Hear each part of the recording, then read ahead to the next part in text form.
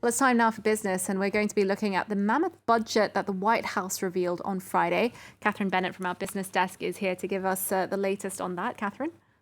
So this is actually his first budget since he took office.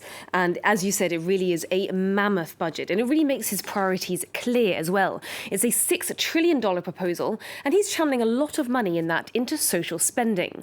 Now, there's going to be around €4 trillion worth of investment into physical infrastructure and social programmes. And that money would be used to tackle inequality and climate change and provide years of free public education. The White House says that it would be completely paid for within 15 years. The Department of Defense will also be seeing a boost, and employers are going to be encouraged to hike wages as well. Now, to finance the plan, Biden is going to be increasing taxes on companies and the wealthiest Americans. This year, the national debt is set to rise to over $3 trillion, which would then drop to $1.8 trillion in 2022. Biden's plan would add as much as $14.5 trillion to the national debt over 10 years, bringing the US to spending levels not seen since World War II. Now, it's worth remembering, of course, that this is just the proposal. The next challenge is making sure that it gets through Congress, where although Democrats hold a slim majority, Republicans are sure to put up a fight. The plan has come under a lot of fire already, with his opponents saying that it will cause the economy to overheat. Here's how Biden hit back at his critics. You can't reboot a global economy like flipping on a light switch. There's going to be ups and downs in jobs and economic reports. There's going to be supply chain issues, price distortions on the way back to a stable and steady growth. In the coming weeks, my administration will take steps to combat these supply pressures, starting with the construction materials and transportation bottlenecks and building off the work we're doing on computer chips.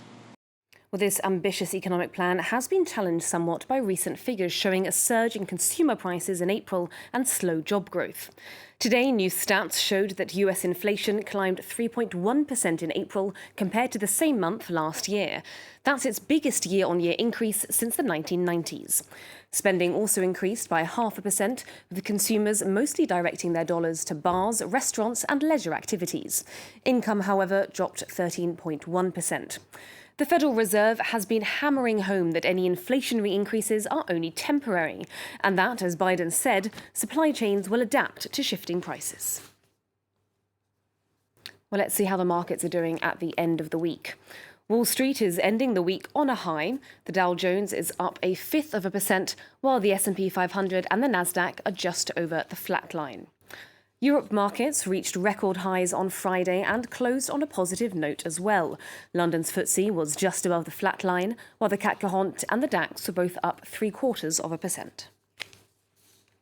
Moving on to the energy sector, where this week could mark a tipping point for major oil companies. The sector is under pressure from all sides. Governments, shareholders and the general public want them to do more to tackle climate change and cut emissions. The French oil giant Total is the latest to announce that it's turning over a new leaf, as Ellen Gainsford explains. There are big changes afoot for big oil. In the latest shockwave to the industry, Total's shareholders have overwhelmingly voted to approve a rebrand of the company, shifting towards renewable energy. Today, to contribute to the sustainable development of the planet facing the climate challenge, we are moving forward together towards new energies. Our ambition is to be a world-class player in the energy transition.